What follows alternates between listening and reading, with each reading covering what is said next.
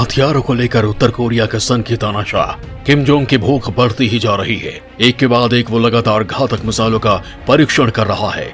इसी कड़ी में उसने गुरुवार को इंटरकॉन्टिनेंटल बैलिस्टिक मिसाइल का परीक्षण किया। इस मिसाइल के बारे में जब आप सुनेंगे तो आपके होश उड़ जाएंगे, पैरों तले जमीन खिसक जाएगी और दिमाग के सारे फ्यूज उड़ जाएंगे।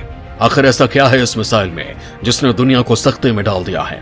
अमेरिका और जापान की नींद उड़ा दी है, ब्रिटेन और फ्रांस के माथे पर बल ला दिया है। ये सब मैं आज आपको इस वीडियो में बताऊंगा, लेकिन इसके लिए आपको मेरे साथ बने रहना होगा और ये वीडियो पूरा देखना होगा, तभी आपको सन की तानाशाही की सनक के बारे में पता चल पाएगा।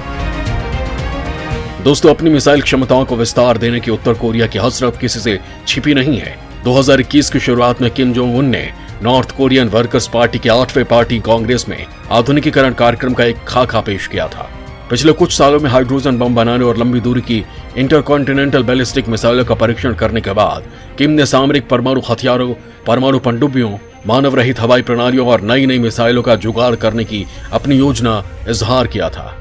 दुनिया में एकाकी और अलग थलग पड़े उत्तर कोरिया ने 2022 की शुरुआत में अपनी मिसाइल ताकत की जमकर नुमाइश की है। इन कवायदों के जरिए किम जोंग उन ने बता दिया कि कोविड-19 महामारी के चलते हुई आर्थिक तबाही के बावजूद उसका देश और भी ज्यादा विनाशकारी फौजी क्षमता हासिल करने की दिशा में बेरोक-टोक आगे बढ़ता रहेगा। उत्तर कोरिया द्वारा हाइपरसोनिक मिसाइलों, रेल आधारित क्षमताओं और मिसाइल लॉन्च बेस तैयार किया जाना अमेरिका दक्षिण कोरिया गठजोड़ के लिए चिंता बढ़ाने वाली खबर है। दक्षिण कोरिया, जापान और अमेरिका तीनों ही उत्तर कोरिया पर लगाम लगाने की कोशिश में लगे हैं, लेकिन अभी तक कामयाब नहीं हो सके हैं। गुरुवार को उत्तर कोरिया ने जिस मिसाइल का परीक्षण किया उसने उसकी मंशा को पूरी तरह साफ कर दिया है। किम जोंग ने बता दिया कि किसी भी प्रतिबंध का उसके ऊपर कोई असर नहीं पड़ने वाला है और कोई भी देश उसे मिसाइलों के परीक्षण से रोक नहीं सकता है।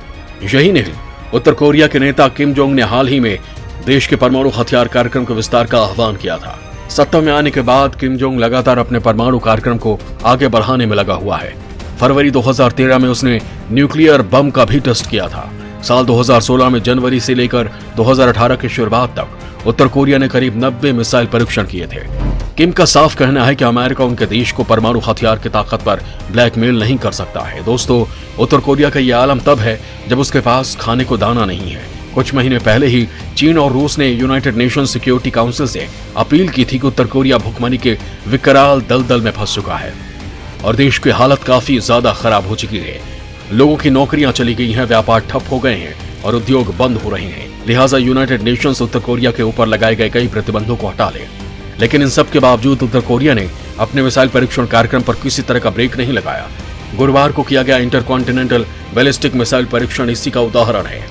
दोस्तों, उत्तर कोरिया ने गुरुवार को इंटरकॉन्टिनेंटल बैलिस्टिक मिसाइल का परीक्षण किया। यह कई साल में उत्तर कोरिया की ओर से सबसे अहम मिसाइल परीक्षण है। इस मिसाइल ने दक्षिण कोरिया और जापान जैसे उत्तर कोरिया के पड़ोसी देशों के साथ साथ अमेरिका को भी सोचने पर मजबूर कर दिया है, क्योंकि किम जोंग उनकी ये बैलिस्टिक मिसाइल अमेरिका को भी निशाना बनाने में सक्षम है। 2017 के बाद उत्तर कोरिया की तरफ से पहली बार इतने बड़े हथियार का परीक्षण किया गया है। माना जा रहा है कि इसके बाद उत्तर कोरिया ऐसे परमाणु हथियारों को विकसित करने में सफल हो जाएगा जो अमेरिका में कहीं भी मार कर सकते हैं। उत्तर कोरिया का बड़े हथियारों के परीक्षण में वापस आना अमेरिकी राष्ट्रपति जो बाइडेन के लिए एक और सिरदर्द साबित हो सकता है, जो पहले ही यूक्रेन पर रूस के हमले से जूझ रहे हैं।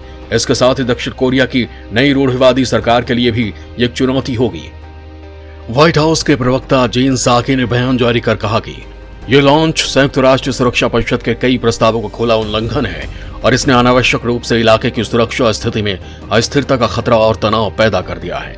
इसके साथ ही साकी ने यह भी कहा कि कूटनीति के दरवाजे बंद नहीं हुए हैं, लेकिन प्योंगयांग को अस्थिरता वाली गतिविधियों को तुरंत बंद करना होगा।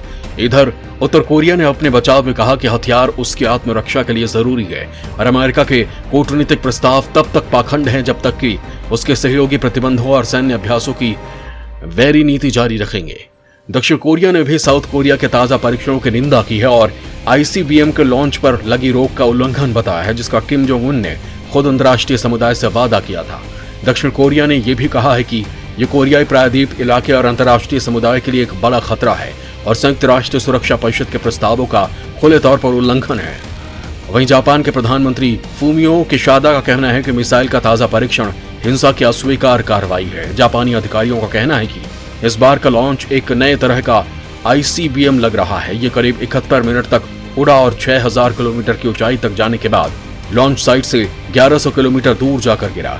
जापान के तटरक्षक बल का कहना है कि ये जापान के स्पेशल इकोनॉमिक जोन में पश्चिम की ओर आओमोरी के उत्तरी हिस्से में स्थानीय समय के हिसाब से दोपहर 3:44 पर गिरा।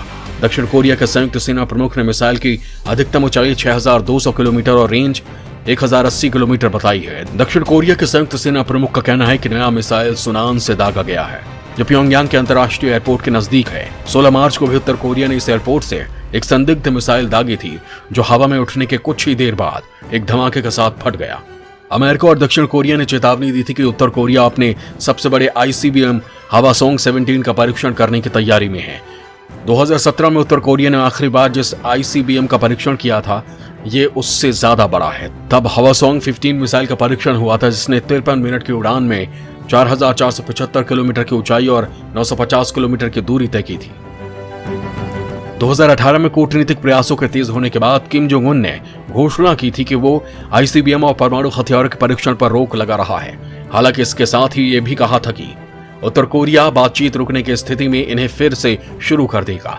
इस रोक को अमेरिकी राष्ट्रपति डोनाल्ड ट्रंप की कामयाबी कहा गया था, जिन्होंने किम जोंग उन के साथ 2018 और 19 में ऐतिहासिक मुलाकात की। हालांकि उनके बीच कोई ऐसा समझौता नहीं हो सका जिससे उत्तर कोरिया के परमाणु हथियारों और मिसाइलों को सीमित किया जा सके। जानकारों का कहना है कि उत्तर कोरिया पर प्रतिबंध लगाने वाला संयुक्त राष्ट्र सुरक्षा परिषद फिलहाल खामोश है और उत्तर कोरिया ने परमाणु निरस्त्रीकरण पर बात करने से इनकार कर दिया है। ऐसे में अमेरिकी राष्ट्रपति जो बाइडेन का ध्यान भले ही यूक्रेन पर है, लेकिन पूरी आशंका है कि उत्तर कोरिया जल्द ही उनके लिए नया सिरदर्द बनने वाला है। दोस्तों, यहाँ ये बताना जरूरी है कि अमेरिका और उत्तर कोरिया के बीच लंबे समय से बातचीत नहीं हुई है। दोस्तों, अमेरिका और उत्तर कोरिया के बीच बातचीत लंबे समय से लंबित पड़ी है। जब ट्रंप का शासन था तो उस समय किम जोंग को समझाने की बहुत कोशिशें की गई थी, लेकिन अरियल किम को समझाना संभव नहीं हो पाया था।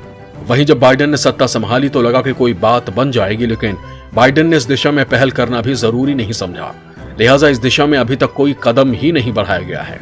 लेकिन इसके बाद भी उत्तर कोरिया का तानाशाह चेत नहीं रहा है।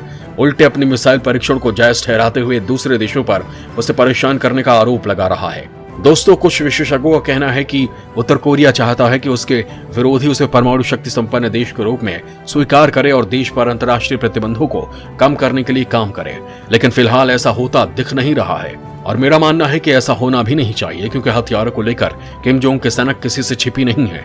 अभी जब उसके ऊपर प्रतिबंध लगा है तब ये उसका हाल है। सोचिए, अगर ये प्रतिबंध हट जाएंगे तो वो क्या कयामत बरपाएगा, दुनिया के लिए किस तरह खतरा बन जाएगा। जहां तक भारत की बात है तो उसके लिए राहत की बात यह है कि उत्तर कोरिया से उसकी कोई सीधी अदावत नहीं है और न ही वो कभी हमसे टकराने की गुस्ताखी करता है, क्योंकि वो जानता है कि भारत से टकराना अपने वजूद को दावत देने जैसा है।